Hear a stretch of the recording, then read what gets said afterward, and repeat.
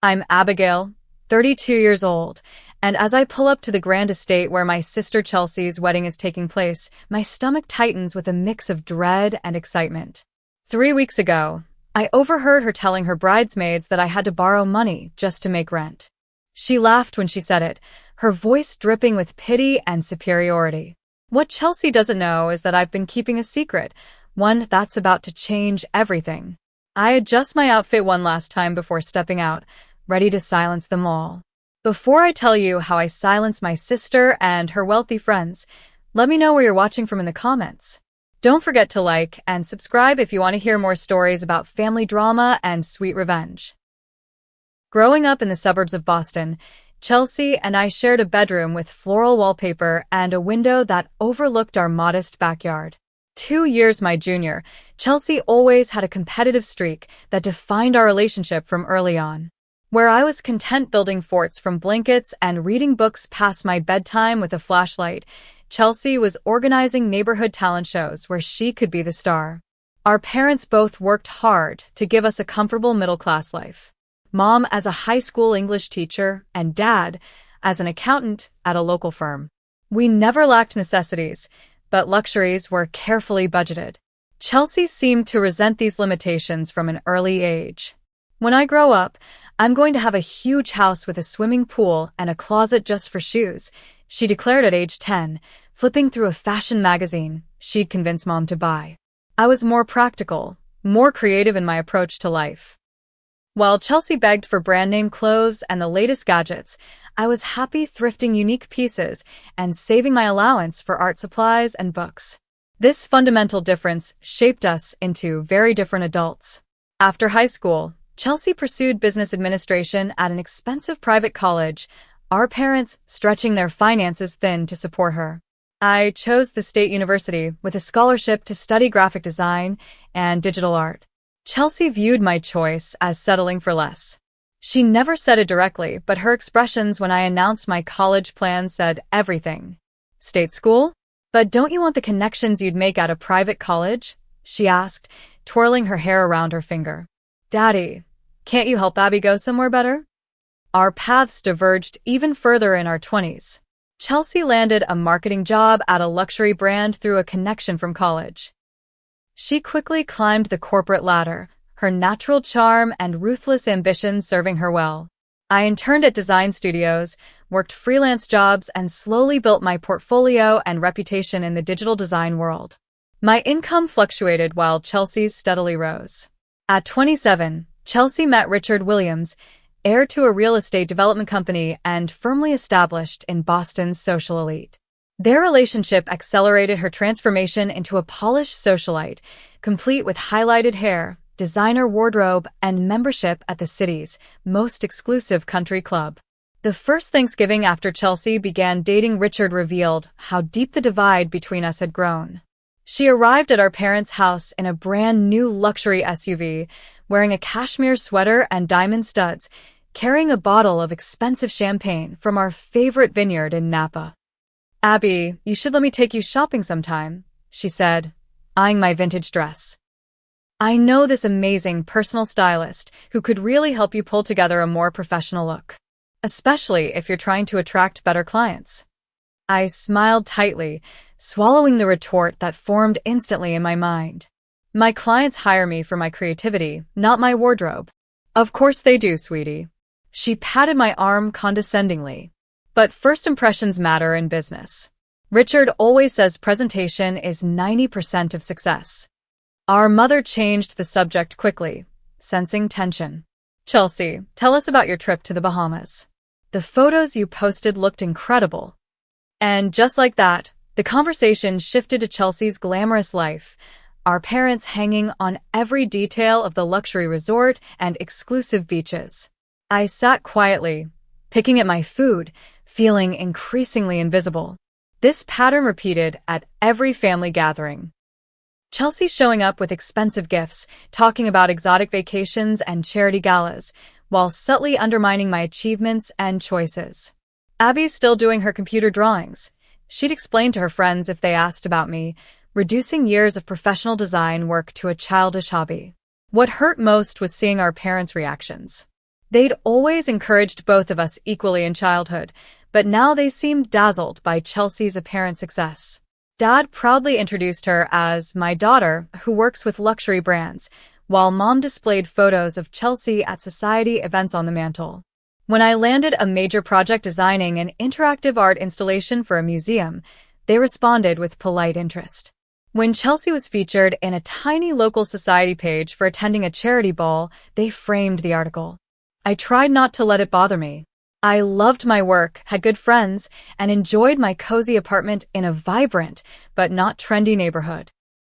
My success might not have been as flashy as Chelsea's, but I was building something authentic and meaningful. At least, that's what I told myself on good days. On bad days, I wondered if maybe Chelsea was right, if I should have chosen a more lucrative, conventional path. Little did I know that Chelsea's disparaging comments and our family's subtle favoritism were just setting the stage for a betrayal that would push me to my breaking point. The real escalation began 3 months before Chelsea's wedding, at our parents' anniversary dinner. Chelsea had insisted on hosting at an upscale restaurant downtown, complete with private dining room and sommelier. I arrived slightly late, having come directly from a client meeting, still dressed in my work clothes, a simple black dress, and flats. The private dining room buzzed with conversation when I entered. Chelsea had invited not just our parents, but also Richard's parents and several couples from their social circle. I immediately felt underdressed among the cocktail attire and flashy jewelry. "Abby, finally," Chelsea called out, waving from the head of the table. She looked flawless in a designer dress, her engagement ring catching the light as she moved her hand. "We were about to order without you." As I took the only remaining seat, beside an older woman I didn't know, Chelsea clinked her glass for attention. "Before we celebrate Mom and Dad's 30 years of marriage, Richard and I have an announcement." She gripped Richard's arm, her face alight with excitement.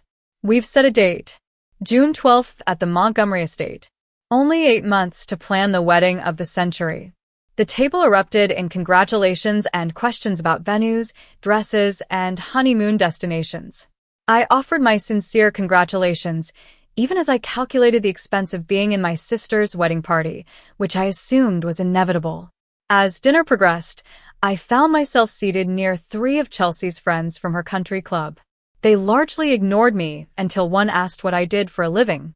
"I'm a digital designer," I explained. "I create interactive art installations and user experiences for brands and cultural institutions." "How fascinating," said one woman, Heather, though her tone suggested otherwise. "Is that like making websites?" "Not exactly," I began, but Chelsea interrupted from across the table. "Abby makes those little animations you see on apps and stuff," she said dismissively. "Very creative, but not exactly stable. Right, sis?" Her friends laughed politely while I forced a smile. "Actually, I'm currently designing an interactive projection mapping installation for the reopening of the Contemporary Art Museum." "Sounds impressive," Richard's mother commented kindly. "It's a small project," Chelsea jumped in. "Abby's still building her portfolio." It wasn't a small project at all, but I didn't correct her. Later, while getting drinks at the bar, I overheard Chelsea talking to her friends. "I love my sister, but I wish she'd get a real job. She's 32 and still living like a college student in that tiny apartment. Mom and Dad worry about her all the time. At least she's artistic," one friend offered. "Not everyone can marry well." Chelsea laughed. "True. But can you imagine showing up to networking events in thrift store clothes?" I've tried to help her, but she's so stubborn.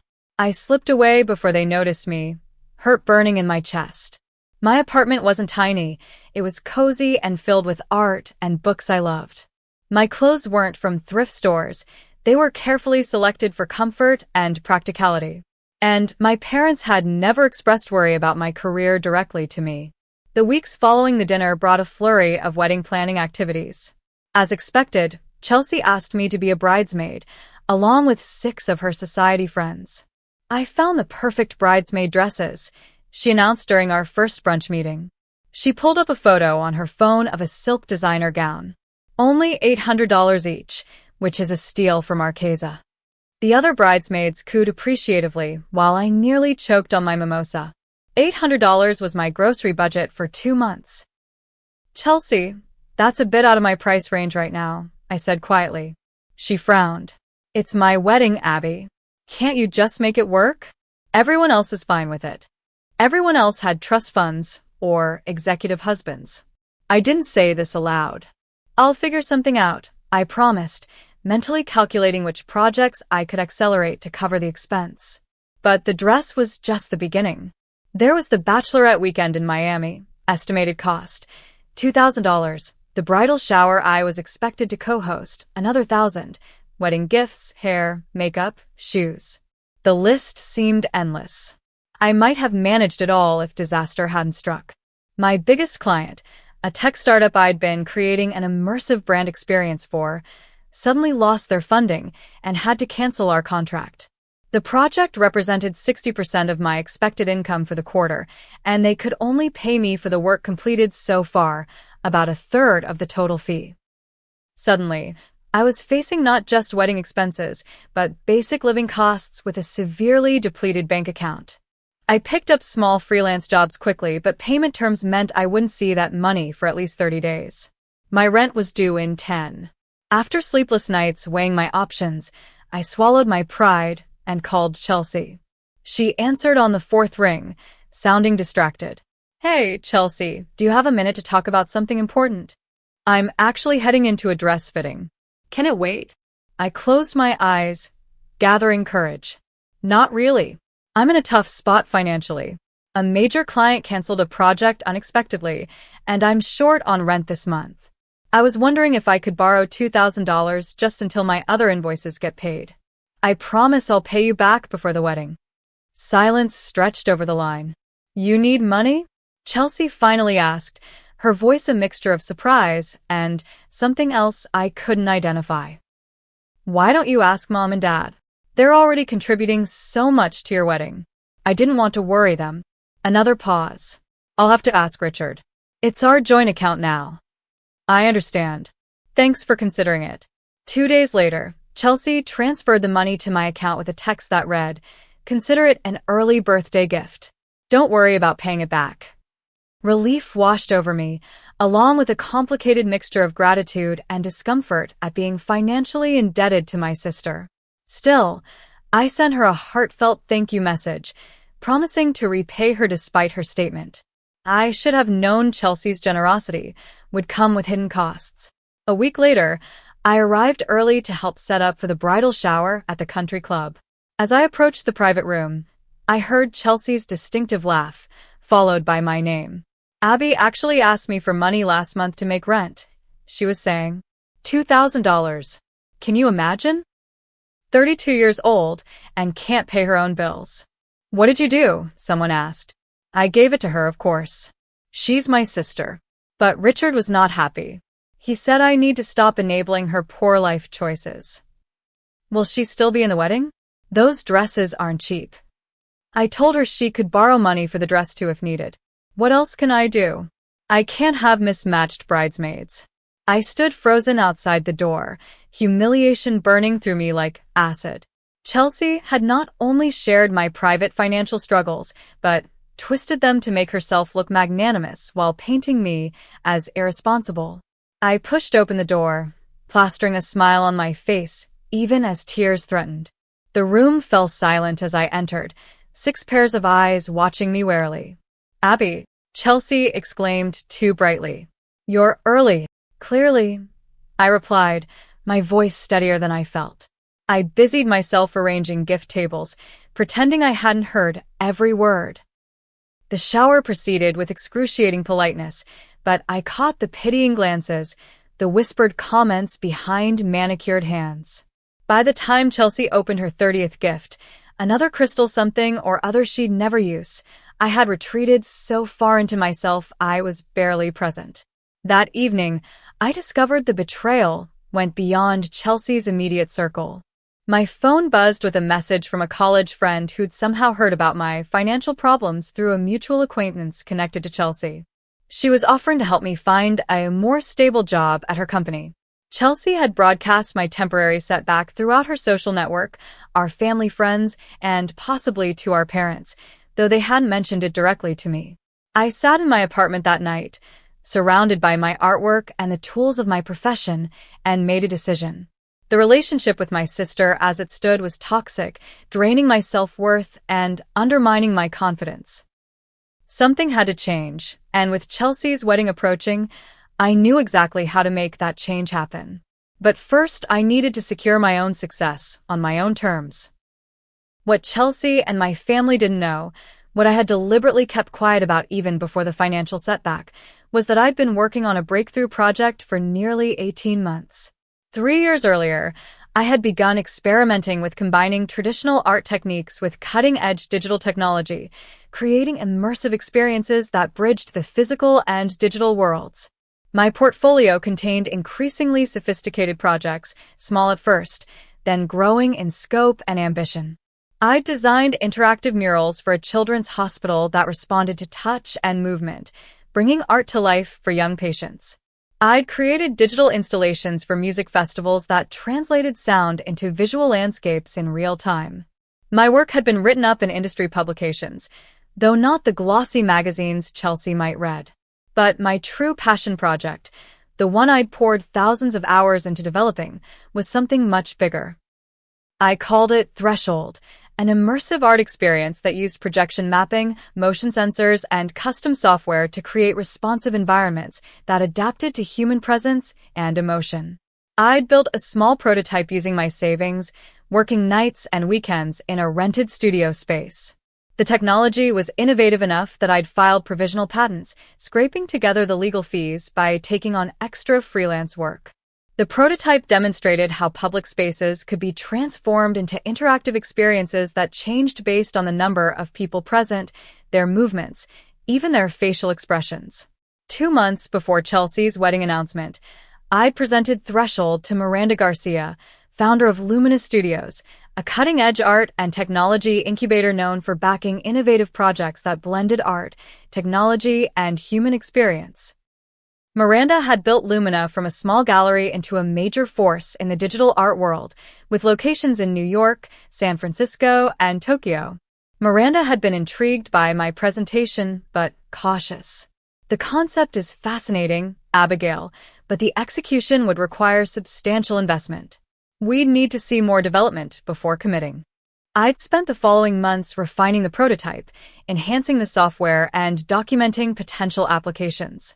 The project that had been canceled, while financially devastating in the short term, had actually freed up time to focus on Threshold. Sometimes, the universe has strange ways of creating opportunity from disaster. 3 weeks after the humiliating bridal shower incident, I received an email from Miranda's assistant requesting an urgent meeting in New York. I spent my last frequent flyer miles on a round-trip ticket and took the earliest train I could afford. Miranda's office overlooked the Hudson River, floor-to-ceiling windows flooding the space with natural light. She greeted me with unexpected warmth.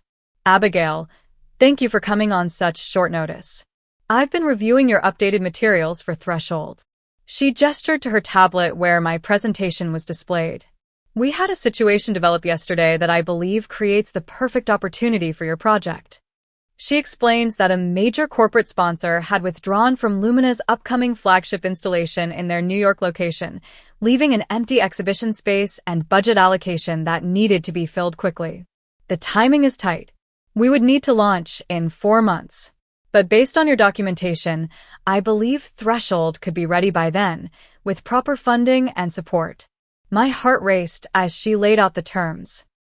Full funding for development, a 3-year contract for installations in all Lumina locations, royalties on any commercial applications of the technology, and an upfront payment of $250,000 to secure exclusive rights.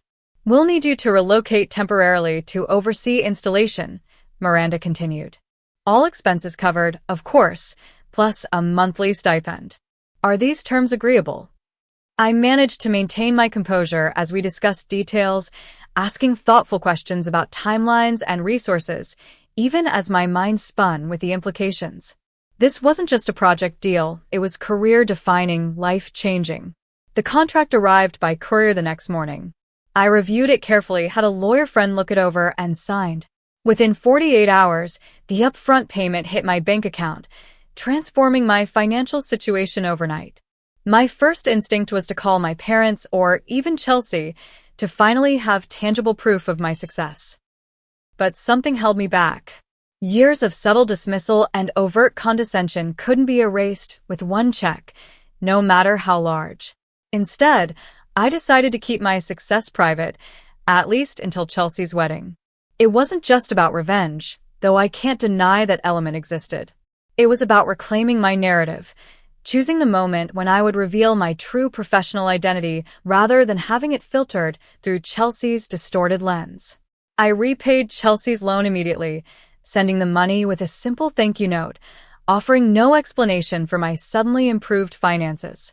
She texted back a terse "no problem," but didn't ask questions. With my new financial freedom, I made careful preparations for the wedding.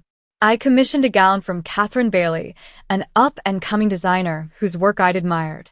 The dress would be sophisticated but understated, in a deep emerald silk that complemented my auburn hair. I chose subtle accessories, high quality but not flashy, designed to convey success without desperation. For transportation, I arranged to arrive in a vintage Aston Martin, a nod to our grandfather's love of classic cars, driven by a professional service. It would make a statement without seeming like an obvious attempt to overshadow the bride. I rented a suite at the same luxury hotel where the wedding party was staying, putting myself on equal footing with Chelsea's wealthiest friends. I scheduled appointments for hair, makeup, and a subtle spa treatment the day before. Each decision was calculated not to outshine Chelsea, but to neutralize her power to diminish me. I wasn't planning to announce my success or wave my contract around. Simply arriving as my best, most confident self would be statement enough for those who had bought into Chelsea's portrayal of me as her struggling, unstable sister.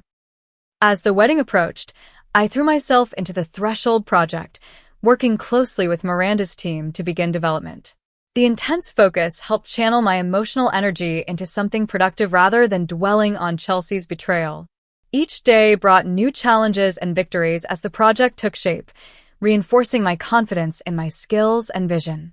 1 week before the wedding, Miranda invited me to dinner at her penthouse apartment to discuss progress. Over perfectly cooked salmon and expensive wine, she shared insights from her own career journey. I started Lumina when everyone said physical art spaces were dying, she said, refilling my glass.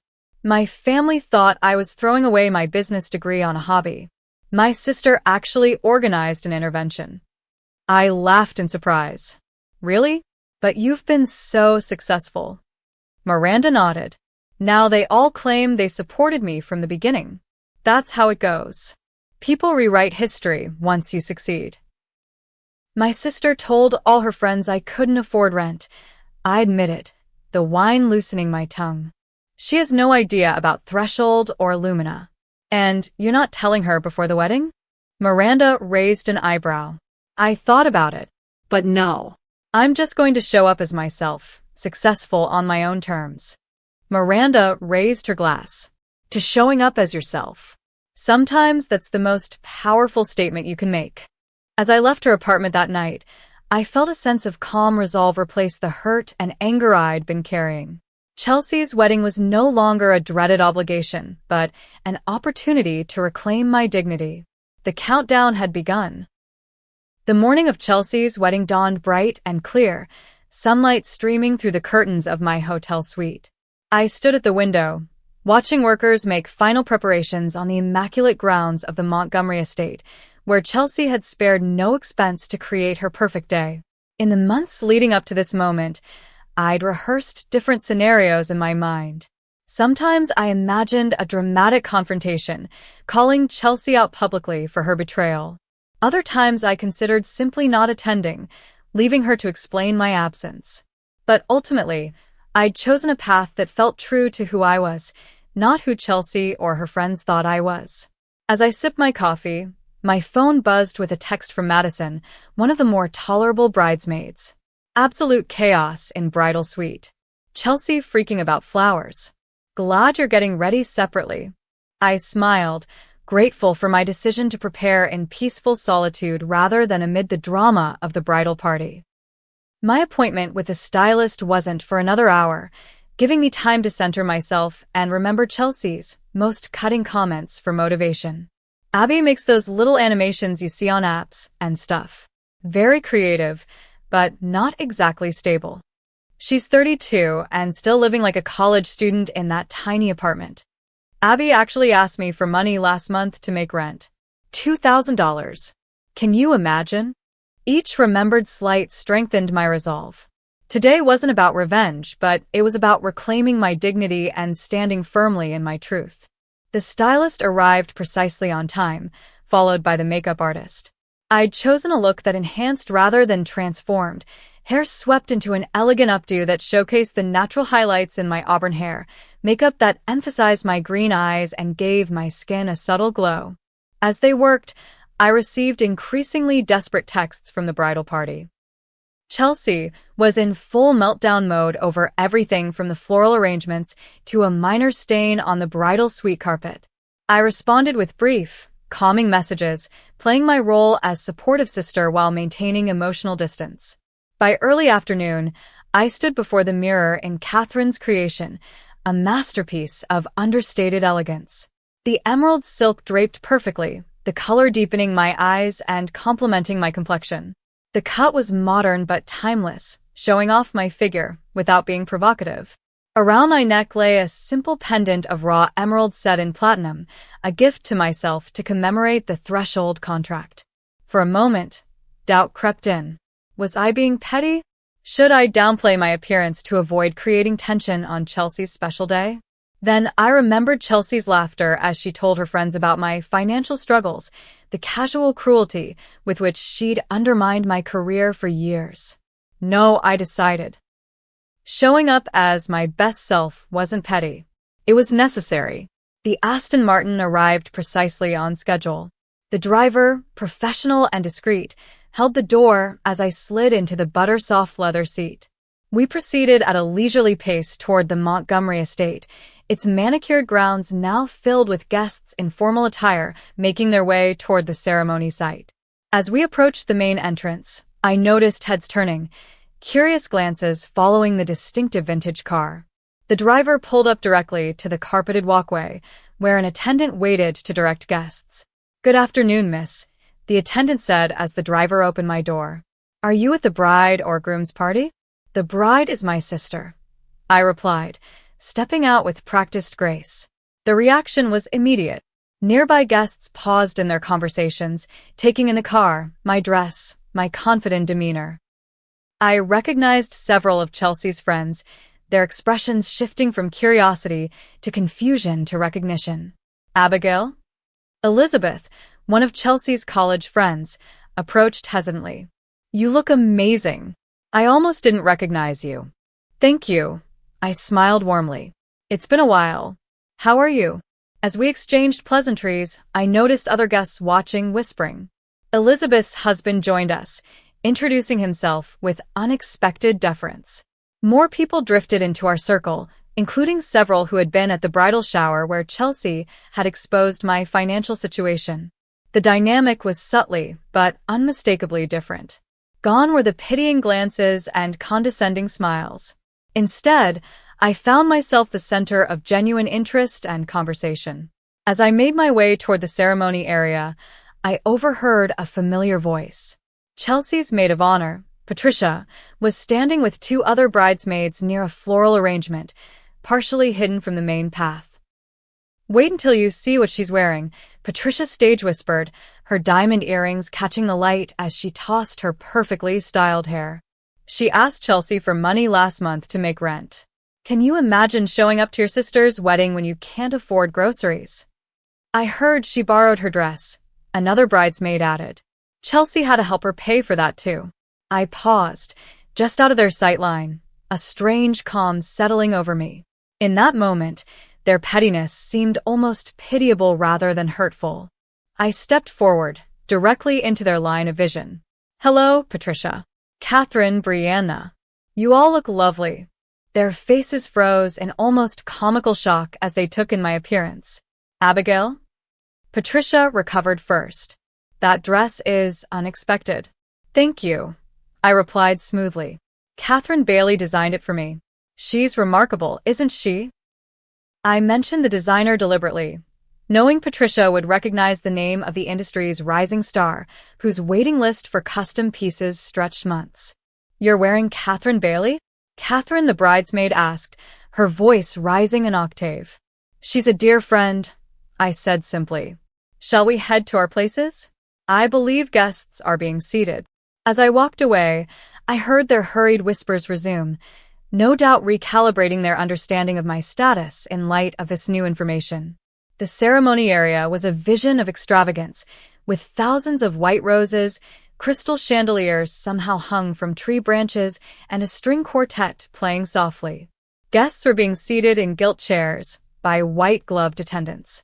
I spotted my parents in the front row, Dad in a new tuxedo and Mom in a pale blue designer dress that I suspected Chelsea had selected.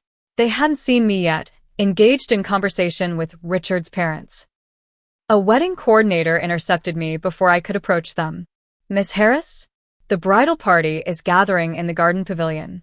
If you'll follow me? The pavilion was a flurry of activity, bridesmaids adjusting each other's dresses and hair, the photographer capturing candid moments, and in the center, Chelsea, resplendent in a couture gown that probably cost more than most people's cars. She didn't notice me at first, focused on instructing the photographer about specific shots she wanted. When she finally turned and saw me, her expression cycled rapidly through surprise, confusion, and calculation. Abby, you look different. Her eyes narrowed slightly as she took in my appearance. You look beautiful, Chelsea, I said sincerely. The dress is perfect on you. Before she could respond, the wedding planner announced it was time to line up for the processional. Chelsea pulled me aside quickly, her manicured nails digging slightly into my arm. Where did you get that dress? And how did you arrive in an Aston Martin? Are you trying to make some kind of statement at my wedding? I met her gaze calmly. I'm just here to celebrate your special day, Chelsea. The car is from a service, and the dress is new. Nothing more to it than that. She seemed unsatisfied with my answer, but had no time to press further as the music changed, signaling the start of the ceremony. As I processed down the aisle behind the other bridesmaids, I felt the weight of curious stares. Standing at the altar throughout the ceremony, I maintained a serene expression, focusing on the actual purpose of the day, the joining of two people in marriage, whatever my personal feelings about the match might be. Chelsea was radiant as she exchanged vows with Richard, her happiness seemingly genuine. For a brief moment, I felt a pang of something like sadness for the closeness we might have had in another life, one where competition hadn't poisoned our relationship. The ceremony proceeded without incident, but throughout the formal photo session that followed, I noticed Chelsea watching me with barely concealed suspicion and confusion. Her perfect day was proceeding exactly as planned, yet something was off script, something she couldn't control, and it clearly unsettled her. As we posed for the final family photos, my father leaned in and whispered, "You look stunning, Abby. That color is magnificent on you."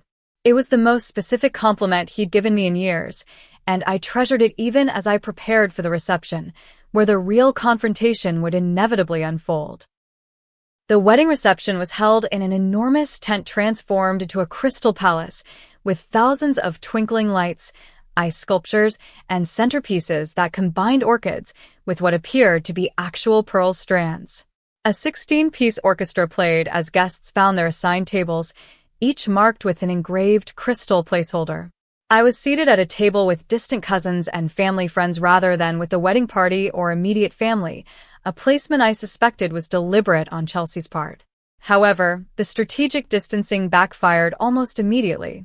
"Abigail, we haven't seen you in ages," my mother's college roommate Diana exclaimed as I took my seat. "Chelsea tells us you're some kind of computer artist?" "I'm a digital experience designer," I explained, using the opportunity to share a brief, accessible description of my work. "I create interactive art installations that respond to human presence and emotion." "That sounds fascinating," Diana's husband commented. Is that what you were wearing in that emerald pendant? It looked like raw stone. I touched the pendant at my throat. Yes, it's an uncut emerald. It represents my newest project, which uses natural elements as inspiration for digital landscapes. The conversation flowed surprisingly easily as I shared just enough about Threshold to sound interesting without revealing proprietary details. Within minutes, the entire table was engaged, asking thoughtful questions and sharing their own experiences with interactive art. As dinner progressed, I noticed other guests stopping by our table specifically to meet me, word having somehow spread about my work. A tech entrepreneur asked for my card. A museum board member mentioned an upcoming installation they were planning.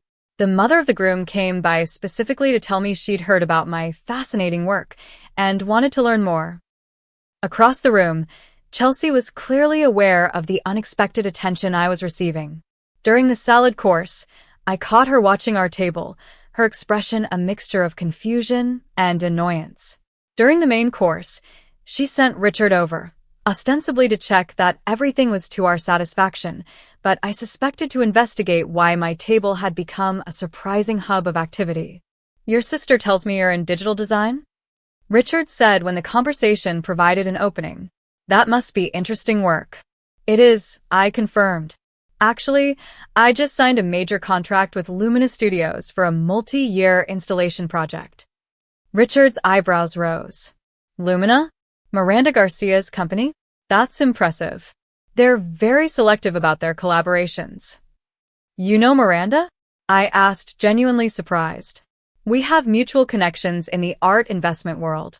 Her last featured artist's work increased in value 400% in 18 months.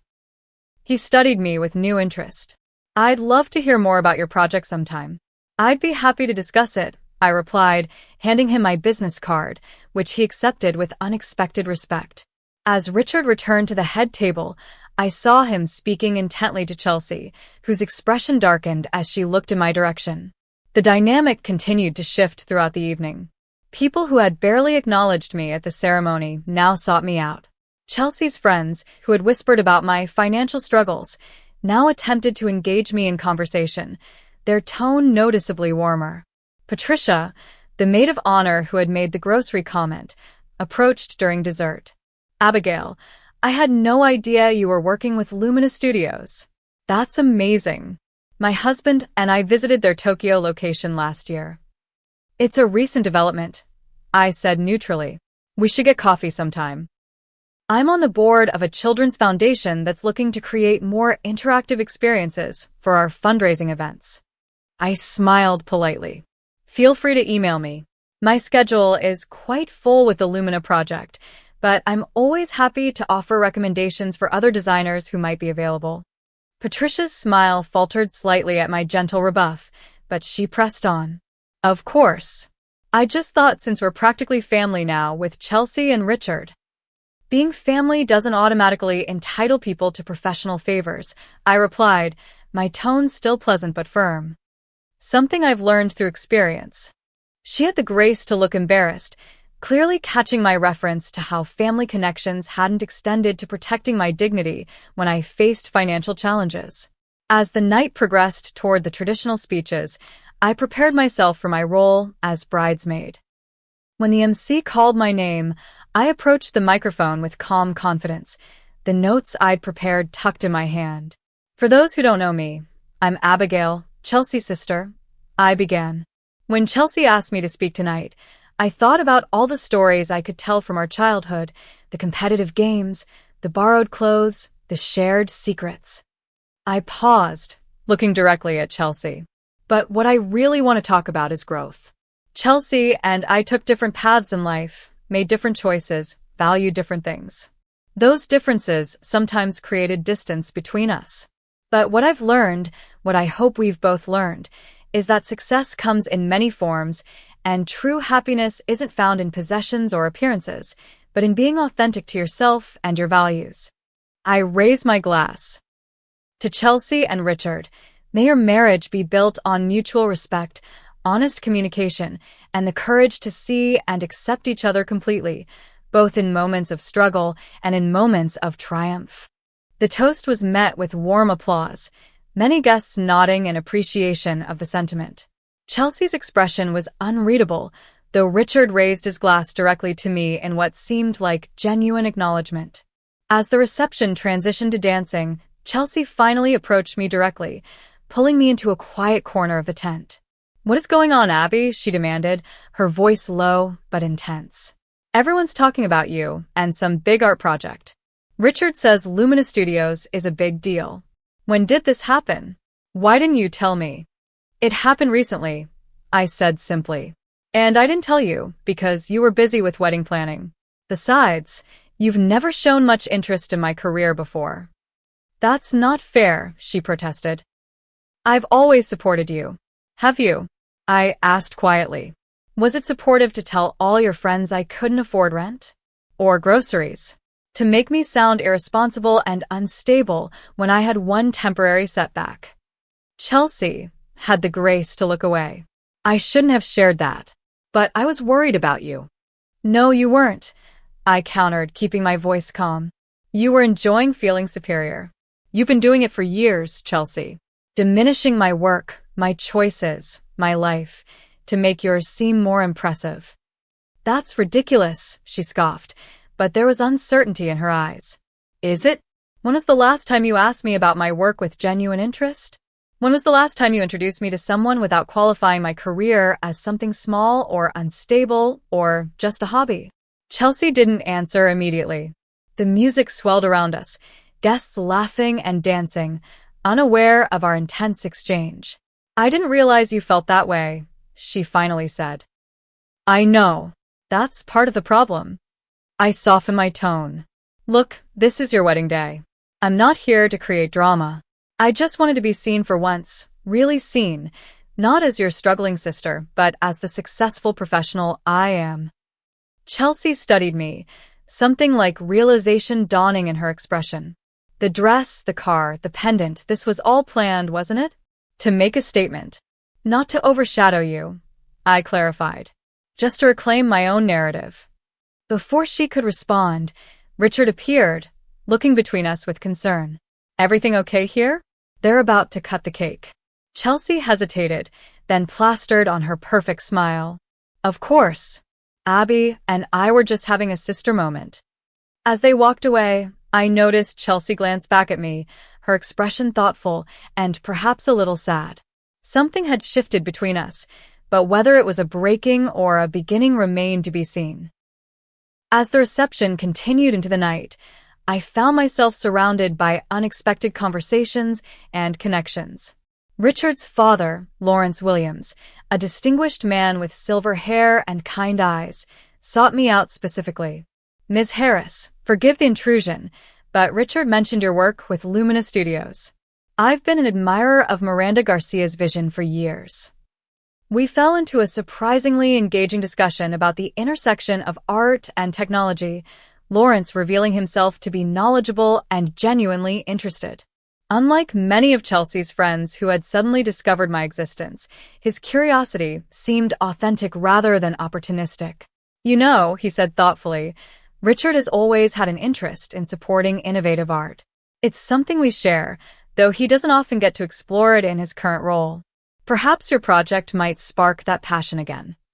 I considered this unexpected insight into my new brother-in-law. I had no idea Richard was interested in art. Chelsea never mentioned it. Lawrence smiled somewhat sadly. "There are many aspects of Richard that don't fit neatly into the society role he's assumed. Perhaps having you as a sister-in-law will allow him to reconnect with those interests." This conversation revealed a new dimension to consider, the possibility that Richard, like me, had aspects of himself that remained hidden or undervalued in Chelsea's curated world. Later, as I took a moment of quiet near one of the ornate floral arrangements, my mother appeared beside me, elegant in her designer dress, but with a hesitant expression I rarely saw. "You look beautiful tonight, Abby," she said softly. "That color always was perfect on you." "Thanks, Mom." She fidgeted with her champagne glass. "Your speech was lovely. Very thoughtful." I meant every word. Mom was silent for a moment, then said, "Your father and I had no idea about your new project." It sounds impressive. Richard's father couldn't stop talking about it. I turned to face her directly. Would you like to hear about it? What followed was the most genuine conversation I'd had with my mother in years. She asked questions about threshold, listened without interrupting, and even offered insights from her experience as an educator about how such interactive technology might benefit students with different learning styles. Why didn't you tell us about this opportunity? She finally asked. The question was simple, but loaded with unspoken history. I chose my words carefully.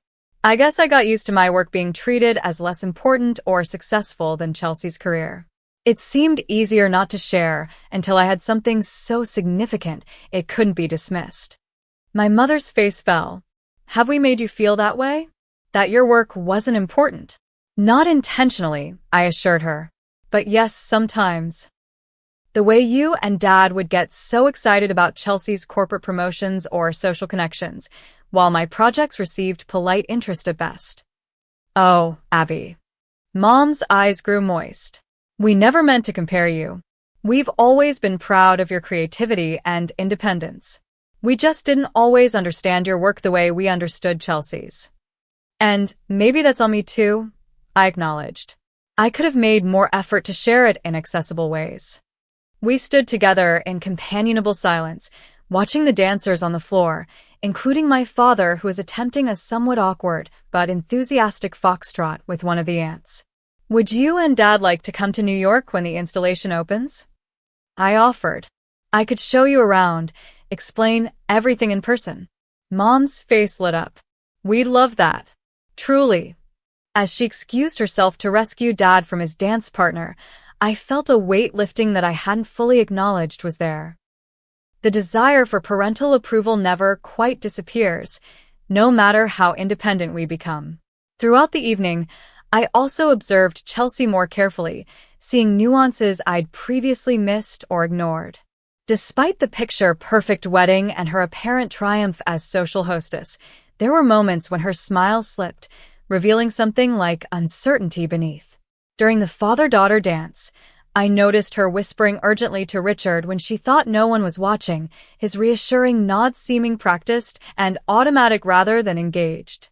When her college friends gathered for photos, I caught a flash of calculation in her expression as she positioned herself among them, a conscious curation of image rather than natural joy.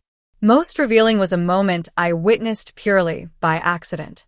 Stepping out for fresh air, I rounded a corner of the tent and saw Chelsea alone, checking her phone with fierce concentration, her face tight with what looked like anxiety. When she noticed me, she quickly tucked the device away and resumed her radiant bride persona, but not before I glimpsed what seemed like falling stock prices on the screen. These observations didn't erase the hurt of her betrayal, but they added complexity to my understanding of my sister. Perhaps her need to diminish me came from a place of insecurity rather than malice. Perhaps her perfect life wasn't as perfect as it appeared. As the reception neared its conclusion, I found myself in conversation with Gabriel, Richard's cousin and one of the groomsmen, a thoughtful architect whose genuine interest in design had made him one of the more pleasant members of the wedding party. "I've been thinking about what you said in your toast," he remarked as we watched the last dancers on the floor. "About success coming in many forms. That resonated with me. I'm glad. I was on track to be a corporate lawyer like my father," he confided.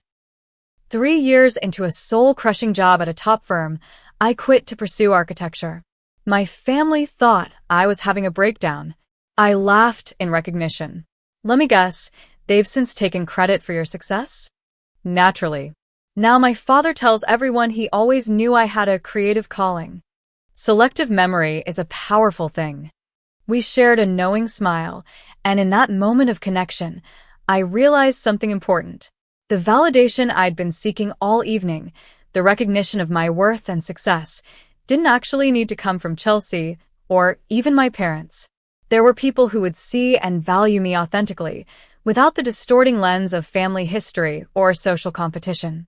As the night drew to a close, Chelsea and Richard prepared for their grand exit, guests lining up with sparklers to send them off to their honeymoon. I joined the line, accepting a sparkler from an attendant. Chelsea paused as she passed me, breaking away from Richard momentarily to whisper in my ear, "We need to talk when I get back from Bora Bora." I nodded, neither agreeing nor refusing, simply acknowledging that yes, eventually, we would need to have a real conversation about our relationship and how to move forward. As I watched their car disappear down the estate's long driveway, sparklers illuminating the night around me, I felt a strange sense of liberation. I had come to the wedding expecting confrontation and perhaps vindication. I was leaving with something more valuable: perspective. My Aston Martin service arrived right on schedule. As I slipped into the back seat, I took one last look at the Montgomery estate, its windows still glowing with celebration. The evening had been transformative, but not in the way I'd anticipated. The silence I'd wanted to create wasn't about shocking Chelsea or her friends with my success. It was about silencing the critical voice inside myself that had for too long measured my worth through my sister's eyes. That voice was quiet now, replaced by something stronger and more authentic. Whatever came next with Chelsea, I would face it standing firmly in my own truth. The weeks following Chelsea's wedding brought a whirlwind of activity as I relocated temporarily to New York to oversee Threshold's installation at Lumina's flagship gallery. I threw myself into the work, collaborating with engineers, lighting designers, and programmers to bring my vision to life. 3 weeks after the wedding, the first media coverage of Threshold appeared in a prominent technology magazine, featuring an interview with Miranda and me about the project's innovative approach to responsive environments. The article included my photo and a brief bio emphasizing my background and previous work. 2 days later, my phone buzzed with a text from Chelsea. "Just saw the article in TechCurrent. Congrats. Call me when you have time." I let the message sit unanswered for several days, not out of spite, but because I genuinely needed space to process our relationship without her influence. When I finally did call, Chelsea answered on the first ring. "Abby, I was beginning to think you were ignoring me." "Just busy with the installation," I replied. "How is Bora Bora?" "Gorgeous, of course. Listen, I've been thinking about what happened at the wedding and things you said." I waited, giving her space to continue. "I didn't realize how I've been making you feel all these years. Richard actually pointed it out, said I talk about you like you're still a struggling college student, not a professional adult." It was surprising to hear Chelsea acknowledge this behavior, even more surprising that Richard had been the one to call it out. "It's been a pattern for a long time," I said simply. "I know that now. And I'm sorry, Abby. Truly. I think maybe I needed to feel like I was doing better than you to validate my own choices." The admission was more self-aware than I'd expected for my sister. We talked for nearly an hour, the conversation sometimes uncomfortable but more honest than we'd been with each other in years. Chelsea revealed pressures in her own life I hadn't fully appreciated: the constant stress of maintaining her social status, Richard's family's high expectations, and some concerning investments that weren't performing as expected. "Your life suddenly seemed so free in comparison," she admitted. "Following your passion, creating meaningful work, not answering to anyone." "It hasn't been easy," I reminded her. "There were plenty of sleepless nights wondering if I could pay my bills." "I know. And instead of supporting you through that, I used it to make myself feel superior. That was wrong of me." We ended the call with tentative plans to meet when she visited New York for a charity event the following month. It wasn't immediate reconciliation, but it was a start. As Threshold progressed toward its opening, my parents came to visit as promised. I gave them a private tour of the installation in progress, explaining the technology and concepts in ways they could understand and appreciate. "This is extraordinary, Abby," my father said, watching in wonder as the digital environment responded to his movements. "I had no idea this was what you meant by interactive design. This is art and science together." "We're so proud of you," my mother added, squeezing my hand. "We always have been, but I think we didn't always show it the right way." Over dinner that evening, we had a difficult but necessary conversation about the family dynamics that had hurt me. "We never meant to favor Chelsea," Dad insisted. "Her path was just more conventional, easier for us to understand and talk about. And maybe we worried more about you because your career seemed less secure," Mom added. That worry might have come across as lack of confidence in your choices. It did, I confirmed gently. I felt like I had to prove myself constantly, while Chelsea got automatic approval. They listened, really listened, perhaps for the first time hearing how their well-intentioned concern had translated to perceived favoritism. By the end of their visit, something had shifted in our relationship. They would never fully understand my world, but they were making a genuine effort to see and value it on its own terms. In the months that followed, Threshold opened to critical acclaim. The New York Times called it a breakthrough in experiential art, while technology publications praised its innovative use of responsive algorithms. Visitors lined up around the block, their social media posts creating organic buzz that extended far beyond the art world. Miranda was ecstatic. "We're expanding the installation to San Francisco 3 months ahead of schedule," she announced during our weekly meeting. "And Tokyo is already preparing their space. You've created something extraordinary, Abigail." My professional success brought unexpected personal developments as well. I received an invitation to join the board of a prestigious art and technology foundation. Former colleagues reached out to collaborate. I was asked to give a TED Talk about the intersection of art, technology, and human emotion. Through it all, I maintained perspective about what truly mattered. Success was gratifying, but it didn't define my worth any more than struggle had. The validation I'd once desperately sought from Chelsea and my family now seemed less crucial as I built a community of people who appreciated me for exactly who I was. Chelsea and I established a new pattern of communication, speaking every few weeks, our conversations increasingly honest, if sometimes still awkward. During her New York visit, she came to experience Threshold, bringing Richard, who showed genuine enthusiasm for the project. "This is remarkable work, Abigail," he said afterward, business card already in hand to share with art investor friends. "You've created something truly unique." Chelsea was quieter, taking in the experience with an expression I couldn't quite read. As Richard stepped away to take a call, she turned to me. "You know what I realized watching people interact with your creation? You've always seen the world differently than I do. I used to think that was a weakness, but it's actually your greatest strength." It wasn't quite an apology, but it was an acknowledgement, and for now, that was enough. 6 months after the wedding, I invited my parents and Chelsea for coffee at my new apartment in Brooklyn, a spacious loft with large windows perfect for my creative process. As we sat together, the conversation flowing more easily than it had in years, I reflected on everything that had transpired since that fateful wedding day. The journey hadn't been about proving Chelsea wrong or showing up in a fancy dress to silence gossip. It had been about reclaiming my narrative, standing firmly in my authentic self, and finding peace with my family on new, more equal terms. "You know," I said as we finished our coffee, "I've learned something important through all of this. Success isn't about silencing critics or winning competitions. It's about being true to yourself and your vision, even when others don't understand or value it yet." Chelsea nodded thoughtfully. "And family isn't about being the same or even always understanding each other. It's about respecting our differences and supporting each other anyway." My mother smiled, tears in her eyes. "My girls are both so wise now. When did that happen?" We laughed together, the sound filling my sunlit apartment with promise. The road ahead wouldn't be perfect, and old patterns wouldn't disappear overnight, but we had taken the first steps toward a healthier relationship, one built on mutual respect rather than competition.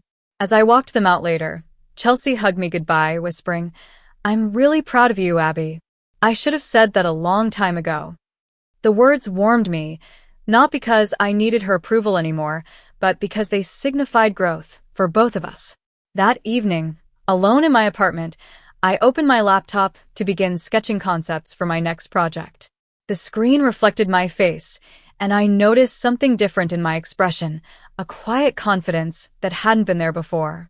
Sometimes, the most powerful statement isn't made with grand gestures or perfect revenge. Sometimes, it's simply showing up as your authentic self, standing firmly in your truth, and letting that truth speak for itself. The silence that follows isn't the awkward hush of confrontation, but the peaceful quiet of self-acceptance, of knowing your worth isn't determined by others' perceptions, but by your own journey of growth and discovery. Have you ever had a family member or friend who constantly diminished your dreams or choices? How did you handle it? Share your experiences in the comments below. And if this story resonated with you, please like, subscribe, and share with someone who might need to hear that their path is valid, even when others don't understand it. Thank you for listening to my story. And remember, true success isn't measured by others' approval, but by your own fulfillment and growth.